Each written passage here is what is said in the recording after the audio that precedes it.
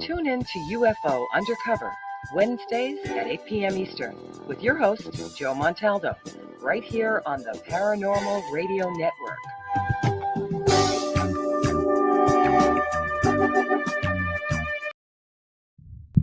Have you ever felt you weren't alone? Something in the shadows, a light in the sky, a creature no one believes you saw? Welcome to Paranormal Heart Podcast, where ghosts, cryptids, UFOs, aliens, and the unknown aren't just stories. They're real encounters. Join me, Kat Ward, every Tuesday night at 6 p.m. Eastern on the United Public Radio Network, 107.7 FM, New Orleans, and 105.3 the Gulf Coast, uprntalkradio.com, YouTube, and wherever you find your favorite podcast. Paranormal Heart Podcast. Paranormal talk from the heart and soul.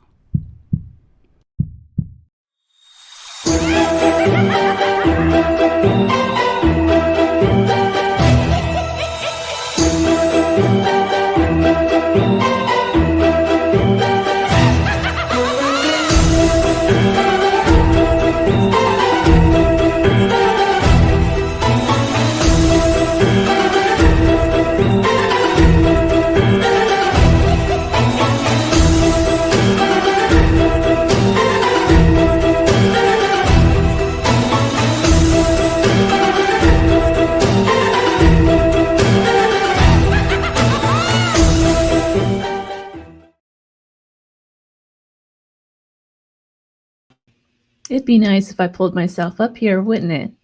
Welcome to the Gateway, broadcasting from the edge of the Mojave where the strange slips through the cracks. We are live on United Public Radio Network 107.7 FM New Orleans, and I'm your host, C.L. Thomas. How are you guys doing out there? I hope everyone's okay.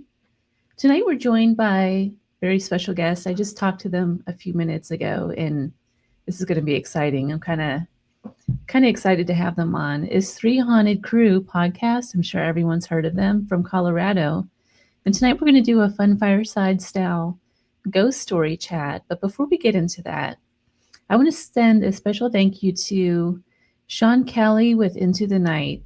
Tonight he was on talking about the rapture, and I caught that story earlier today with the guy talking about the rapture and all this kind of, why do we do that stuff, you guys? Think about that. Why is there always a person that comes out claiming to be that it's the end of the world? Are we as a whole the crazy ones because we don't recognize the truth in that and what you're saying? Is there some kind of element of truth to what you're saying or not? It's just interesting that we see that over and over again. But anyways, Sean Kelly, if you missed him tonight, he's on again on Sundays at 5 p.m. Pacific. And I think this week, I was supposed to join him last week to do a live spirit art drawing. And unfortunately, that didn't work out for me. I ended up missing a flight and I got in pretty late, so I couldn't do it. But stay tuned. I might do it next Sunday if he has an opening on his show. So I'll talk to him about that. It's currently 94 degrees here in the Mojave. And as mentioned earlier, I just got back from North Carolina where I visited usual historical sites. And one of the places I visited, it was an old cemetery in North Carolina. It was started in like 1740s, I believe. It's one of the first cemeteries in North Carolina. And it was created sometime in the 30s. They needed a place pretty like right away. It was a little settlement. The town was pretty big. I can't disclose the town right now, but it's a good sized town, and it wasn't there. It was nothing but woods at the time, and a little band of people came down there and started a bunch of farms. And I think they think what happened was one of those diseases came through, like a flu or something, and took out some of the people that was in that settlement, and so they needed the cemetery. But what's interesting about it is when you walk into the cemetery, they stopped burials there sometime around the 18th century, and it's separated into 4 sections. One of those sections is for, of course, the elite, the wealthy people. There's another section for the slaves. So each of those people who started the plantations, they all had a ton of slaves. There are more slaves buried in this part of the cemetery than anywhere in the city. It's really interesting. On the other side is like lower class and the unknowns, and the unknowns would have been like your artisans and people like that that came to work on things like infrastructure, buildings, stuff like that. Um, but then there was an entire section dedicated just to Revolutionary War soldiers. And a big section of that was the militia, which was, it's so interesting to stand before those grave sites and look at those and kind of compare it to what we have going on right now.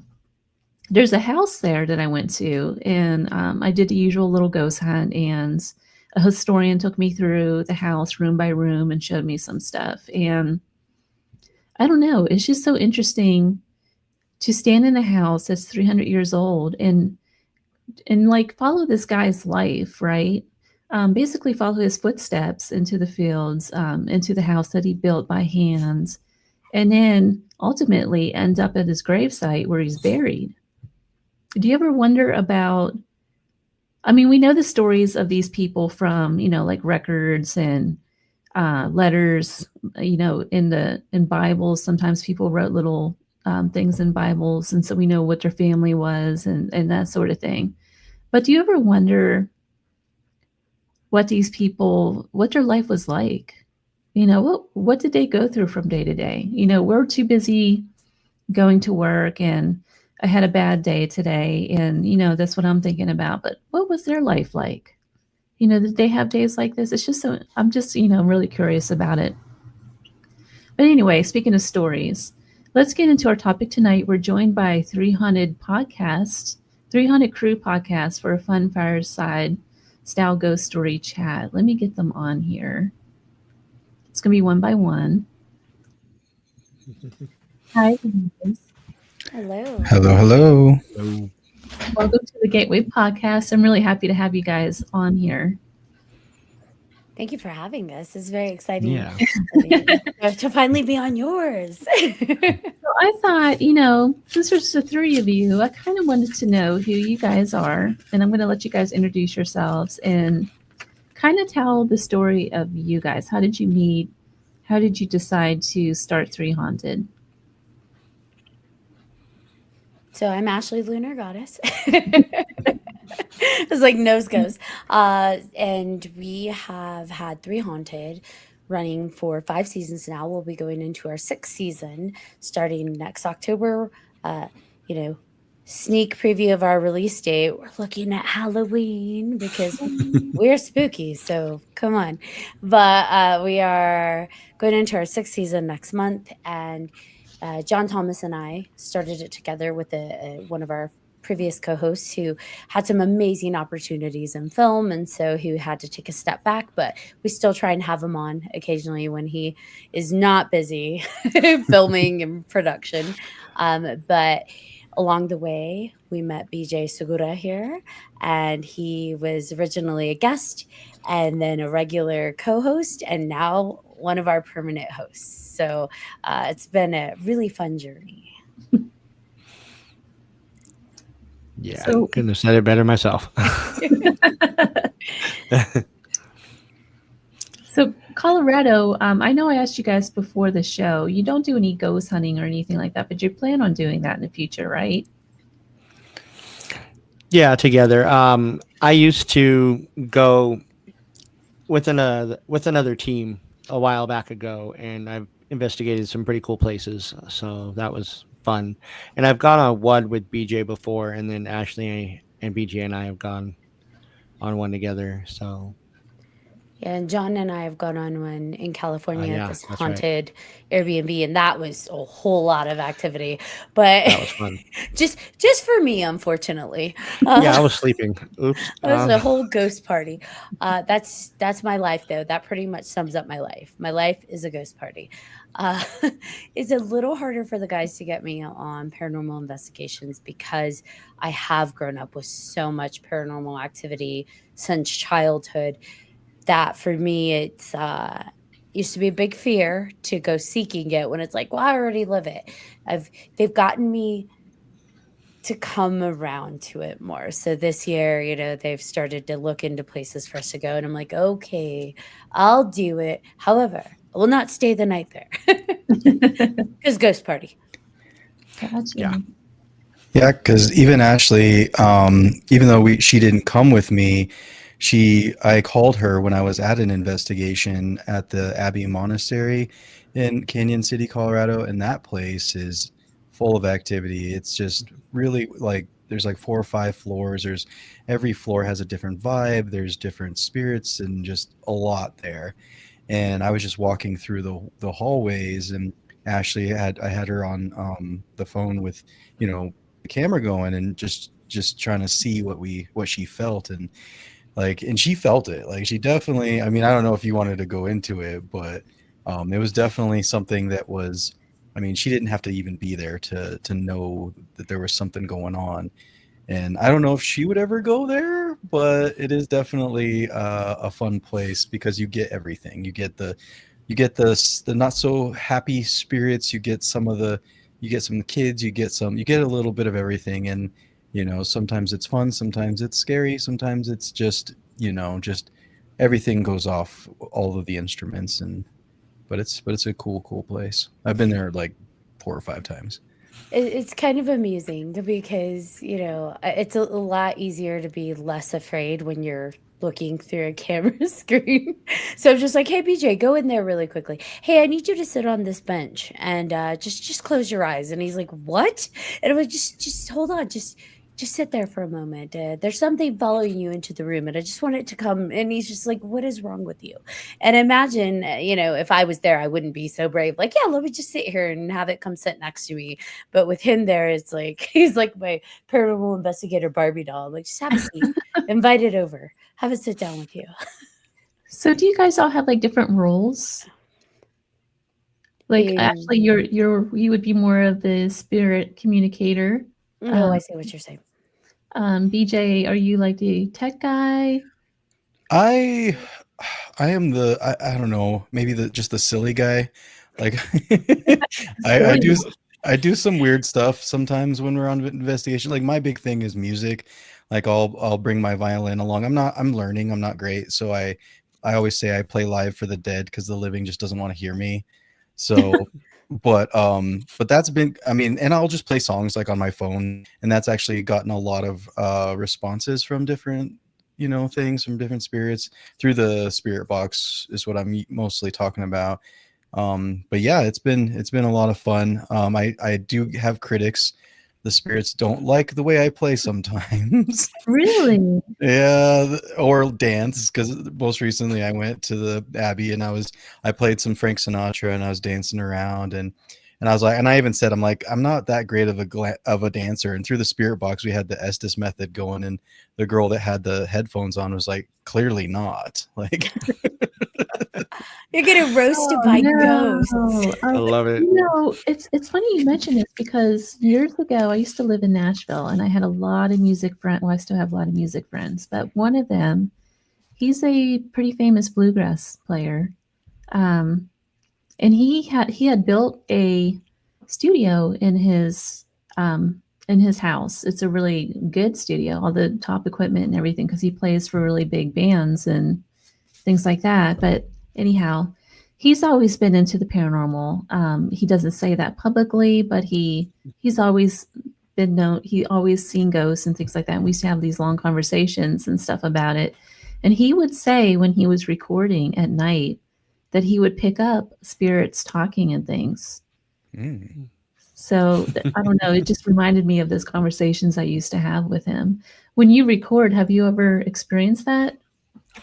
We have, and he laughs Yes, because I do. I'm It the was one. funny.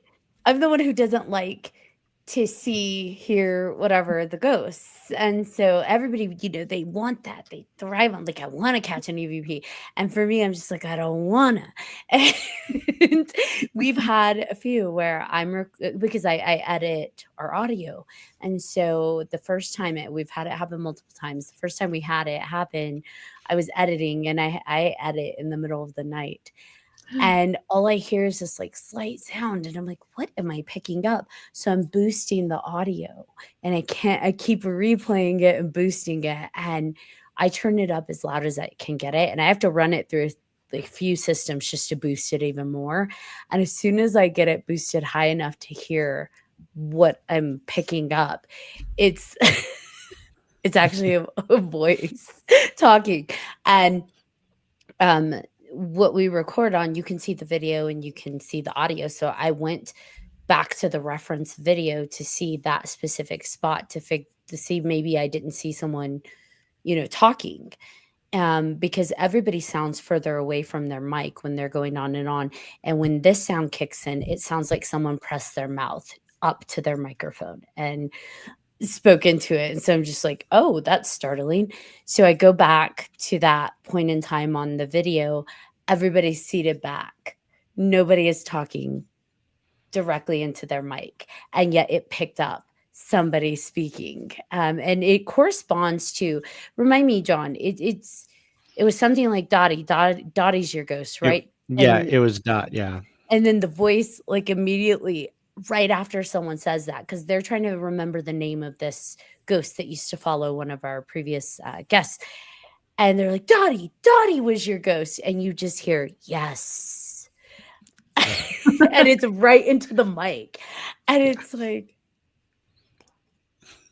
oh. So I don't like to lead people into what I think I'm hearing. So I sent it boosted to the guys. And I'm like, hey, guys, what do you hear? And they're just like, yes. Who said yes? And I'm like, okay, it wasn't just me. And it's not a hiss. It's not like a audio feedback of a hissing. It is clearly someone saying yes, but directly into the microphone. And Wow. I was like, well, hello, Dottie. But we got a second one that was very clearly, it's an older male's voice on a different guest, different episode. We were talking about a vortex, and there's a very older male voice in the background that, again, I had to boost the audio to figure out what I was hearing, and it says it's here. And I sent it to them again, and I don't feed it. I'm like, what do you hear? And they're like, what's here? And I'm like, okay, it's not just me. But Wow. fun fact for the guests, for listeners, if you listen to our episodes, I did not pull those EVPs out. I left them in there. So So if a go back guest and hears it, listen. they hear it. You should offer like a prize or something. Yeah. Can you find the EVPs? Can you find the EVPs through all the past shows? So you guys are on season 5, but before we get into that, John, you didn't get to talk about what Oh yeah, your journey, I didn't John. forget. Just got sidetracked there for a minute. Yeah. What was the question again? Which one? What is your role with role? I don't know, actually. You're just along for the ride. I mean, I think I'm pretty sure that I'm an empath, so I kind of feel, when things are going on and all of that. So I can check and tell when good or bad spirits show up. So it's usually good, never really bad. So that's a good thing. Got it. He's a really grounding presence. I've always kind of half jokingly called him like a guardian, because if something is too overwhelming or too intense, just him kind of being present and focusing on that, it kind of pushes it away. It calms things. And so I don't know what that means in terms of gifts, but I've noticed he has this uncanny little knack for reducing intensity, which is why I think at that haunted Airbnb, things did occur, but they were less intense. And then as soon as he went to sleep, it just popped off. Yeah, and I didn't hear any of it. So that's the funny thing, is I was dead to the world. I was texting. He was in the other room, like, wake up, John. Literally across the hall in the other room. That was it. Yeah. Wow. Didn't hear anything.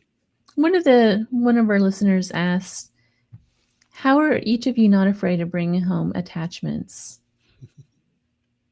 Ooh. I'm not unafraid. Ashley's very afraid. Which I'm gonna I be think we honest. talked about this before, Ashley. You should not be afraid. I know you. I'm less afraid. I will say She, that yeah. through people, amazing individuals like CL, who help empower me into believing in keeping my vibration higher and believing in myself that things can't hurt me. That's helped a lot. But there's still a part of me that is afraid that I will bring stuff home, which is probably why I don't go to investigations. I always feel like the living are the people you have to be afraid of, not the dead. Right. Mm-hmm. I think for me, I'm a little OCD when it comes to just things, cleanliness and all that. And so I always try to cover my bases. I'll bring, some sage and all that kind of stuff. And um, one night in particular at the Abbey, we had a kind of a bad or just an angry spirit or something, and we all had felt it, and we were all like, we gotta like do something because this isn't cool. And so we all did the this lady that was there. She was also a medium, and so she was going to each of the people, doing the sage and everything. And then she came up to me and she's like, "Oh, you don't need this." I'm like, what do you mean? She's like, "Oh, you have, your spirit guides, your guardians. They're with you. You're good." And I'm like, "Can you do it anyway?" Just in case. Just in case. But yeah, so and we always and I've been told by, I mean, just being on the podcast, you learn all these things, right? And so we've learned from other guests that are paranormal investigators. You say things. You say before you leave, you are not allowed to follow us. You are not allowed anything not of light and love has to remain here. You cannot attach to us. Thank you for your time, but I am leaving. You must stay. That kind of thing, right? As long as you say the words and you vibrate high and you don't have that fear and you face it head on, then the chances are a lot less of something like that coming back with you. But you never know. But real talk, you have to believe in that stuff. You Yeah. have to believe the sage is cleansing. You have to believe that the prayers, like the vibration has to support that. Your belief is a validation of your vibration. And so if you Mhm. don't believe, or even if you doubt it, I mean, Fright Night, right? Like, I'm going to go Fright Night. Peter Vincent, when he's got the cross and he's like, I have this, so it's going to protect me. And then like Jerry Dandridge laughs at him because he doesn't believe in it. So I feel like that pretty much sums it up. And so for me, I'm going to be honest, I believe that stuff works for you if you believe in it. I'm Yeah. just not sure I 100% believe in it enough to protect me, if that makes sense. It does. So tell me, so what are some of the places that you guys have been to around Colorado? In Colorado, I've been to the Stanley Hotel. I've been to a few cemeteries. Fairmont Cemetery. Yeah, that one. Which That one one is it? kills me. Fairmont. Fairmont. Yeah, it's like the oldest one they have here, and there's some stuff. I'll say that. I had scars on the back of my legs because of a very bad paranormal experience gone wrong. Like for almost a decade, they were on my legs. Wow. At Fairmont. So Yeah, definitely. tread Yeah, lightly. I had an experience there one time. I had a friend that wanted to go check it out at night, and I'm like, they're not going to let us in. The gate's shut when it gets dark. We're not going to be able to go in. So we're driving, and it's starting to get dark. So I'm like, all right, cool. We're not going to be able to go. And we get there, and the gates open automatically, just Oh, open and wow. let us in. And I'm like, what? No, no, no, no. That's not what's supposed to happen. So we park by this big building at the very end of the cemetery, and we start walking around, and we got lost. And it's not that hard to get lost there, even in the dark. I mean, it is pretty big, but like we got lost walking around, and we didn't know where we were. And we had heard footsteps and like howling, growling noises. And I mean, we do get coyotes and stuff around here in Denver and all of that, but it didn't sound like any of that. And it sounded like it was behind us. It started off as like one set of footsteps. And then as we acknowledged it, it seemed like it surrounded us and there were more. And they were getting closer. So we started running.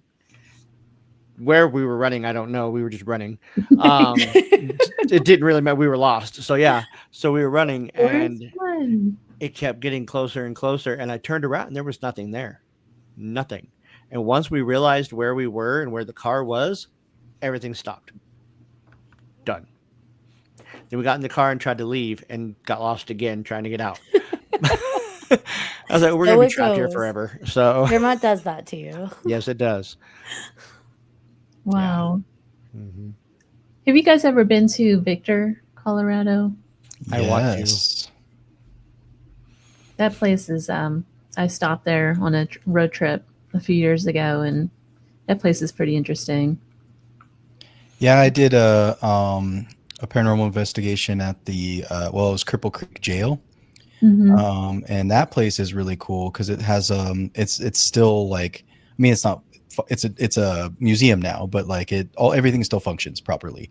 Like you could, if you needed to lock people up, you could, right? Like it's really good. And the mechanics of it all, the is very, very like, for the time, it was very like, I don't even know the word, just ahead of its time, I would just say. And yeah, there was a lot of activity there, because it, like, Cripple Creek was supposed to be either the capital, like either Denver was going to be the capital, or like Cripple Creek was going to be the capital, because of just the mining that was going on there. It was, a big growing, little city, and you can tell when you go there because there's so many old buildings that, I mean, they're all the same age, right? They were all just built right around the same time, 100 years ago.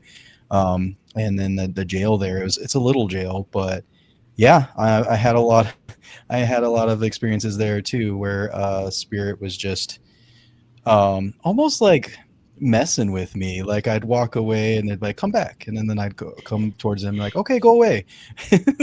Like that, through the spirit box, right? So like, whether or not you believe in that kind of thing, if it works or doesn't work, I've had most of my experiences have been through the spirit box, and it has been kind of the mess with me kind of thing, right? Or just kind of a almost playful fun with the spirits each time I've gone, and I like it. I mean, I'm not 100% sure if I believe in it, but it is something that, it's not nothing, is what I'll say.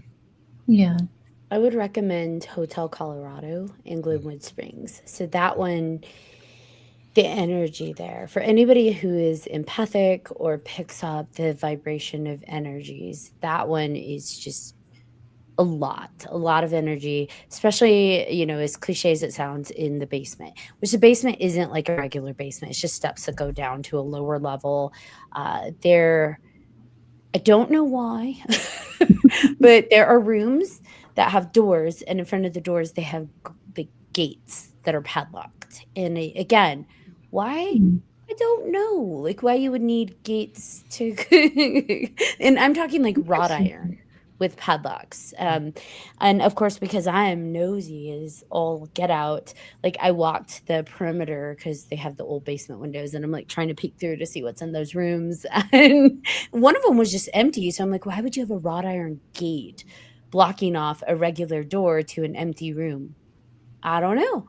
Something to find out. But definitely the energy there is interesting. I stayed overnight there, not for anything paranormal, just went up there to do like the hot springs because it's very well known for the hot springs up there. And there's a big staircase that goes up the center to the rooms. And I remember just walking back and forth. And it was during the holidays. I think it was like in November. And so it was a very up energy. And so this juxtaposition, every time I walked by the staircase, I kept feeling like this kind of young sadness. I don't know. Like, someone is, for me, if an energy is strong enough, as weird as it sounds, I can get a mental image associated with that energy. So for me, I kept picturing a child sitting on the staircase. And I'm like, man, I'm losing my mind. And, there was festivities going on. So there was like a craft fair for the holidays. So I just kept being all over the place, walking back and forth. And I'm telling you, every time I walked by the staircase, it pulled at me. And it was like this almost loneliness, but it felt young. And I kept picturing like a kid. And I'm like, what is wrong with me? So I finally went to the front desk and I'm like, hey, just out of curiosity, have you ever had anybody report anything about like the stairs? And they're like, oh, yeah. People have said they see like a little girl sitting on the staircase. And I'm like, dang it. That's usually Ashley's reaction is, dang it. Dang it. Don't. Is it be one right. of those places that has that history with the hot springs? You know how they were sending people to places like that to heal from like TB and different elements with the lungs? Is that one of those? I don't know. So Hotel Colorado was originally built by Teddy Roosevelt because he would hunt in the area. So it was kind of his go-to spot. Now, what happened after he built it, I don't know. It's possible because there really are natural hot springs there and there's multiple. So maybe, I mean, that'd be something to look into because I haven't really looked that far into it. Really, once I get the dang it, I kind of back off. I'm like, I don't want to be right. And then I lay in bed all night waiting for a ghost to come into my room. And so it's just like, Well, do you talk to them? who? The ghosts?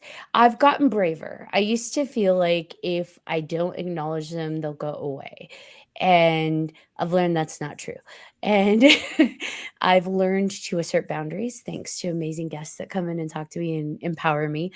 After fun little tidbit, after I had I had viewed in on BJ's investigation at the Abbey that same night, I told myself, this is where that belief thing, someone had asked, you're afraid of stuff coming home with you. Fun fact, you don't have to go there for things to attach to you.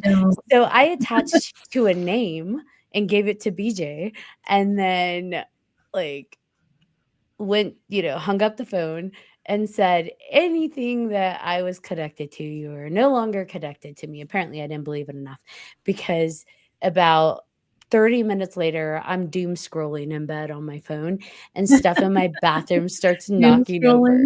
Yep, doom scrolling. And stuff started to knock over in my bathroom. And I went in there looking for it, couldn't find what was knocking over it, get quiet, come back to my bedroom, and then I'd hear it going again. So finally I was like, hey, knock it off. And it stopped. So do you feel like the spirit world is sometimes they use more telepathic abilities to communicate?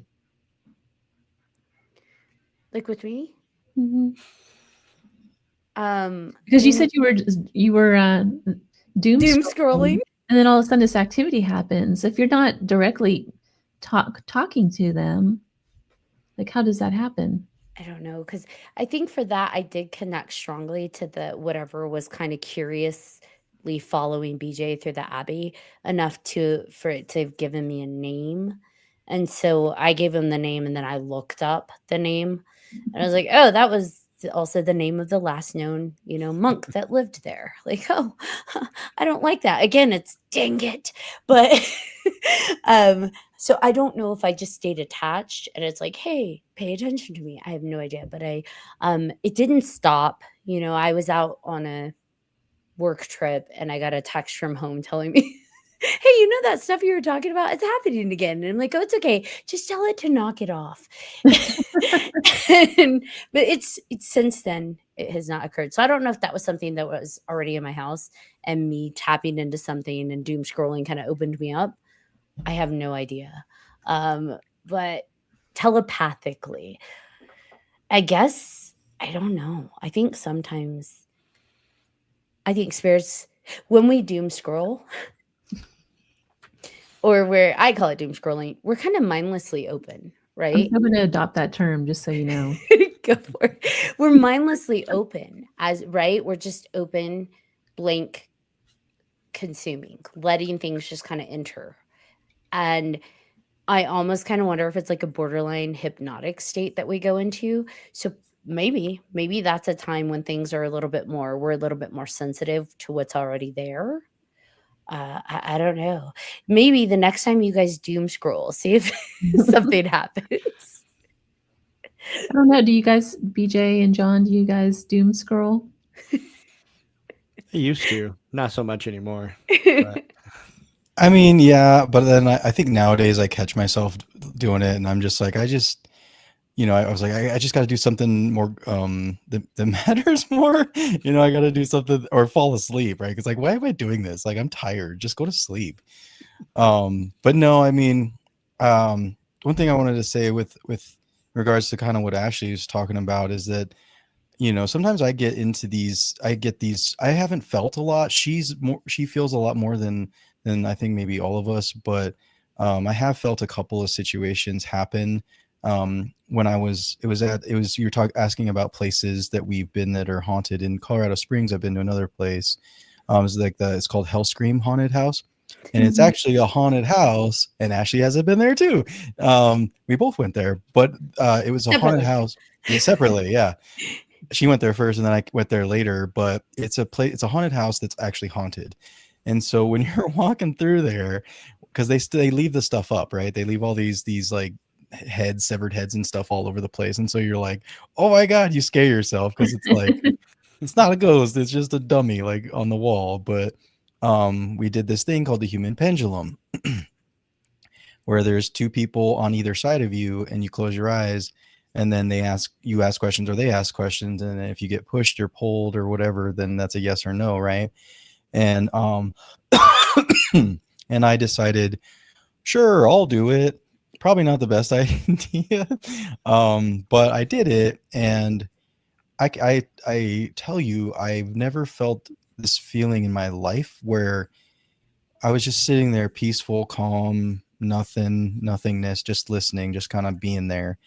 And I felt this rush of energy, positive energy, just kind of just hit me like a ton of bricks. But it was like almost like when you get butterflies, and it was a weird, like, it made me chuckle. I laughed. I was like, oh my God, like what? And then I hear and everybody hears like a knocking sound, and you hear it a couple of different times, and I was like, oh my God, like is this like one of my spirit guides? Is this something else? Like, what is going on here?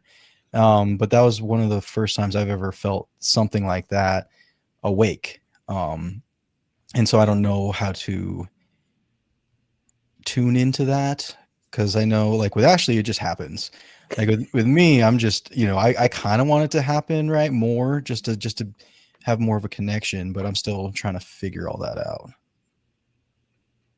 So is it safe to assume that the three of you have to some degree abilities, and that you started your show 3Haunted as a way to kind of experience that more and talk to a lot of different people who know about that and get their experiences, and kind of to, I don't know, kind of to grow that a little bit? Not intentionally. When we originally started it, we would have 2-3 a.m. conversations at coffee shops or just hanging out watching scary movies, and these experiences of what we've gone through and kind of sharing that camaraderie of stuff that's like, most people will be like, oh my gosh, you guys are weird. I can't believe you believe that or accept that you experienced that. And you find that sense of community even with each other of like, okay, I can actually tell my story and you're not going to think I'm that crazy, at least not for that. And then it was like, you know what? We want to do something together. We want to do something creative-ish. And so we started it just as let's record our conversations and maybe people will resonate with it. Maybe people will feel compelled to share their stories too. We had never originally started it with the idea of having guests. It just evolved into that because we're researching all of these things that are so far beyond us. And it's like, hold on.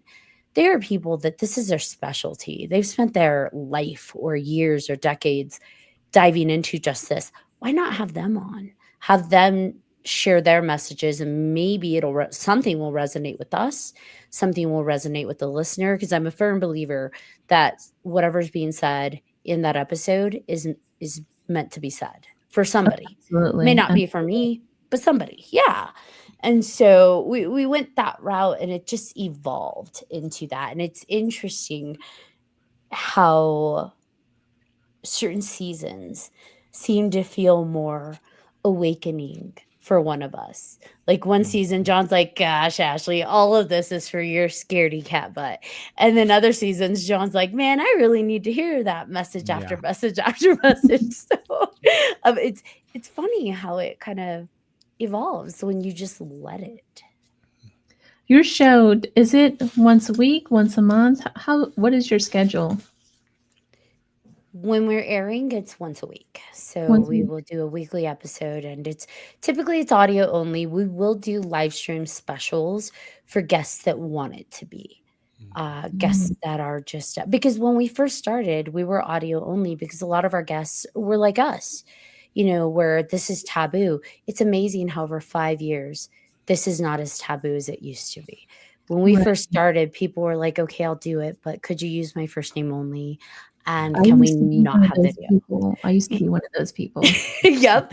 And they don't want their face. And Mhm. it's like, if this is what it takes for you to feel comfortable and safe to talk about this, sure. And so that's just was our format. As we've grown, people were like, hey, can we do a video? And it's like, sure.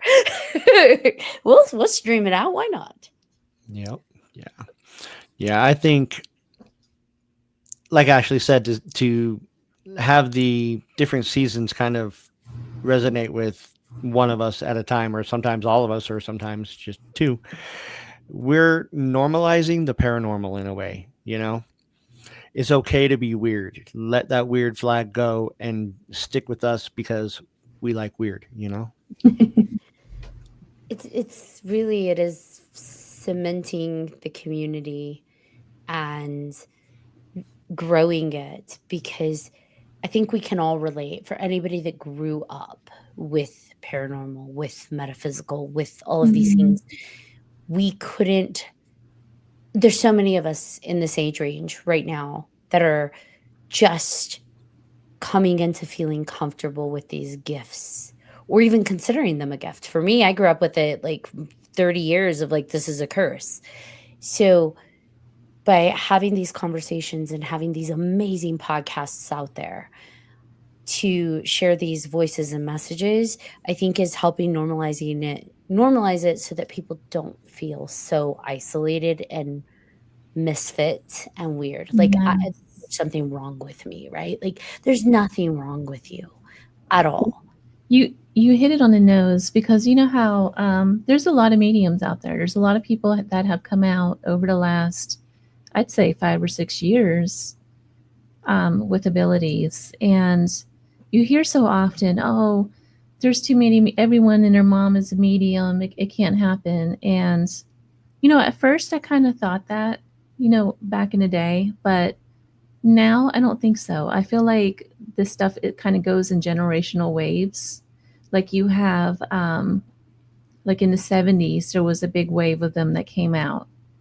In the 60s, there was a wave of them that came out. And then there was another bunch that came out in the 80s. So that's my group. So I don't know. I feel like I'm interested to know what comes out of the 90s and 2000s, and if that group, those two generational groups, are going to be stronger than we are with abilities, because it seems like with each generation too that the abilities get a little bit stronger. Well, So I don't know. Yeah, I think something that I've been like researching is a lot of just like NDEs. Just I've been real fascinated with all these near-death experiences that people have, and just kind of listening to their stories. And the consensus, or at least what I've been listening to, is that there's like an awakening happening, right? Mhm. Like and it is generational, but it also is just a human evolution maybe thing, that we're starting to move towards that more, and until we're ready to know more. And I think that's great. I think that a lot of people are more willing to accept it, and so more people are willing to search it out instead of just accidentally stumbling upon something. And I think that's great. I think we, because everybody can and does have abilities. It's and they're all different because everybody's different, right? Just because Right. you're a clairsentient, or you're different than the other clairsentients. Like it's all different, right? So, and it's all unique, and you don't have to be afraid to talk about it. You don't have to be afraid to search it out. Just, you know, well, we give everybody that space to just to be passionate about what they're talking about, and we love it because we're so curious. I mean, we're just ask question after question, be like, wow, that's please tell me more about the dragons. I want to know more about the dragons. Dragons, wait. I think Yeah. we're all, to an extent, we all have some level of sensitivity, and we have a foundational one, no doubt. Like, I know for me, I'm always going to have a connection to sensing energies in a way that may be different from BJ or John, and how they connect to the metaphysical realm.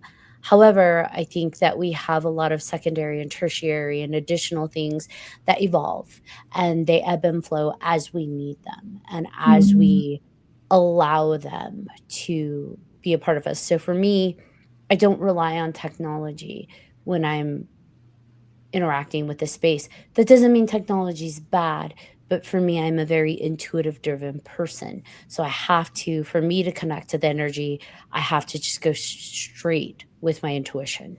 And Mhm. obviously, that's something that science isn't going to prove as it stands now. You can't prove my intuition. So that's fine.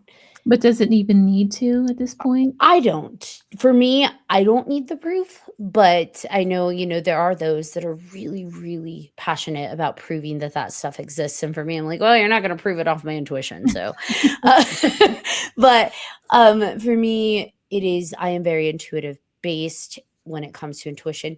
So, when it comes to gifts, I think that every generation, every line has access to those.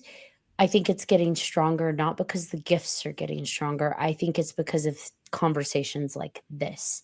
The parents and the lineage that are having these conversations are also raising these children.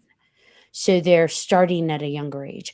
When we were young, we're taught to suppress, we're taught it's bad. Oftentimes, Mhm. we're taught it's evil. And so we're undoing all of that, right? In our 30s, 40s. And yes, I'm aging, some of us. We're having to work later in life to undo that. Oh, it's bad. Oppress, repress, suppress. And we're embracing it, but it's much later, right? So it's the undoing. Whereas with our children and the younger ones, they've got access to these podcasts and these television shows and these conversations, and the parents that are normalizing it. So they're being able to stay tapped into it versus disconnect, tamper, beat it down. They can just let it flow and intuitively connect to it and intuitively let it grow organically within themselves. Mhm. And so I don't necessarily think the gifts are getting stronger. In my opinion, I think they're just being allowed to flourish earlier. Got it. So how do you think this all ends? I mean, what does this mean for society as a whole?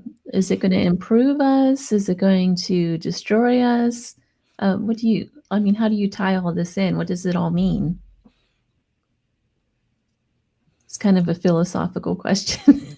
I I love it. I've been thinking about that a lot actually lately because of the state of the world right now is kind of crazy, right? So there's a lot of you know there's a lot of like people just at ends, right? There's a lot of hate going on. There's a lot of just but there's a lot of everything. I feel like we're just at a time right now where there's just so much going on, that I think that these kinds of conversations, it's going to lead to more, hopefully, a return back to community, right? Because I feel like there's a lack of community out there, um, just in general, not with the paranormal and everything, just in general. I feel like people, especially maybe in the United States, because I've noticed that when I go abroad to other countries, there's much more sense of like community and family and respect and that kind of thing. And I don't, in some places in the United States, I don't feel that as strong. And I don't know, for me, I feel like if all of these gifts and all of these things are normalized, there's with empathy and just respect, there's just more of like love and acceptance with all of it. And I think that moving more towards that is a good thing, and hopefully it'll lead us back to where we should be, because I feel like as a community of the United States, we need to get back there. And I don't know if we've been back, if we've ever gone to a place where we were all together and happy, but stuff like this I think is going to help. Anyone I think else? it's like superpowers. Honestly, not saying that metaphysical gifts are superpowers, but it could be used for good or for bad. They're neutral. As in and of itself, mediumship is a neutral gift. Empathy is a neutral gift. Seeing paranormal, like any of the clairs, are neutral gifts, right? It's what you do with them that shift them to the vibration that they exist in. So for me, could it be the end of us? Yeah, but maybe in a good way. Maybe we need to be a phoenix. Maybe what we know is how we exist now needs a bit of a rebirth, a reset, a new direction. I think that we are at an impasse where technology can be an undoing, a destructive thing, or how can we marry technology with these gifts to somehow create something different and new and maybe better, positive? I don't know. But it's exciting, right? To think about it. Like, how could you combine the community that's created with technology, right? For better or worse, social media can be destructive and have like this mob mentality and like keyboard warriors. However, it can also connect people in conversations that weren't possible before. So people that felt alone and isolated and misunderstood can connect with people from across the world and suddenly feel not so alone. So how can we maybe find a way to weave those together, this metaphysical, ancient kind of melody that burns through us with this new technology into something that's different? I don't know, but it could be exciting. So we went way off topic, you guys. So Sorry. I know, I'm so sorry. I was supposed to ask. It just didn't feel right at the time to ask you guys about what's your favorite haunted story or experience, or it just didn't. I don't know. This conversation didn't flow that way, I guess. Wasn't meant to. That's okay. But here at the end, do you guys have a story to share?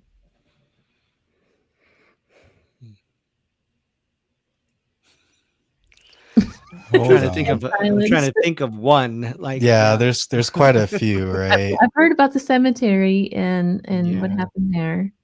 Yeah. But well, okay, I'll jump in with the one I know that it was maybe besides the one I just said, the best experience I've had. Again, it was at the Abbey Monastery. We were in the basement. We were in what's called the chair room, and in the chair room there was, I think, 5 or 6 of us, and we were just sitting around this chair, and it was like these kids were just hanging around us. We were all just listening to music. I was playing random songs, and in the spirit box, I would you would hear clearly from the spirit box. I played like Leanne Rimes, the Leanne Rimes song, and she, one of the spirits said, "Oh, that's a great song." Like you would hear that like as the song's going on. And then after that, like I would go through my playlist and I'm like, "Oh man, I don't know what else to play." Like, and I look over to the other people that are with me. I'm like, "What do you guys want to hear?" And then from the spirit box, like right after that was like, "Play something," like right on cue. And I was like, "Okay, like let's do it." And the people that were with us felt like like they were getting touched by the different spirits. We've had cold spots, and like it just felt, the room felt full in a way that a basement shouldn't. Like it felt full and loving, and just like we were sitting outside, and on a summer day having a picnic is what it felt like. But it was like 3 a.m. in a cold basement on concrete floor. And that's the best thing the best way I can describe it. And it was great. It was just one of the best experiences I had there. And we were getting a lot of different things from the different things that we were using. We would ask, oh, hey, can you touch this? And then the thing would go off. Right. So it was very, very active is what I'll say, and positive. So that was my experience. And yeah. Does anyone else? Most of mine have been terrifying. That you want a spooky campfire, but I'm gonna end on a positive experience. I don't know if it was a ghost or not, but I don't tend to have many positives, but I'll end on one positive. So I was super, super sick. I know that doesn't sound positive, but I was in bed. I had been fighting like a fever for, I want to say 3 or 4 days. Like I was very sick. And I remember somehow I'd ended up flipped in bed. So my head was at the foot of the bed and I was laying sideways. And I remember waking up in the middle of the night and I was in awful pain. Like my stomach, my chest, I don't know what was going on, but it felt like my muscles were spasming really hard. And I'm like, oh gosh, not this on top of a fever. And I remember that I'm laying there and I'm just in this crazy pain and I'm like borderline delirious and I'm laying there and I started just like whispering, like, please, universe, please, something, like, I don't know who's, please make it stop. And I'm like, I just can't take this. Please make it stop. And I'm talking to myself saying, please make it stop. And I remember very clearly I was wide awake, delirious, but wide awake and laying there. And for some reason, I had my arm kind of folded up weird over myself as I'm like just in pain and just whispering to myself, please just make it stop. And I felt, and these guys know I don't feel spirits touching me. I felt very clearly someone placed their hand on my arm. And as soon as they touched my arm, all of my, like every single pain just went away. It felt like a serenity just washed over me. And being deliriously feverish, I was just like, thank you. And I went to sleep. Wow. But that was last year. And I just remember waking up the next day being like, what the heck touched me? But did it help though? No, like the pain went away completely, which again, it was very odd because all of my joints had been on fire. My stomach was in pain. It felt like severe arthritis had taken over my body. And me just whispering, please just make it stop. Please make it go away. And one might say, okay, it just went away, right? However, the fact that like it was so intense and then it because my arm was exposed, it felt like someone had placed their hand on my arm, like cupped it. And then just like a feeling washed over me completely where it was just immediate relief. It sounds like a healing energy.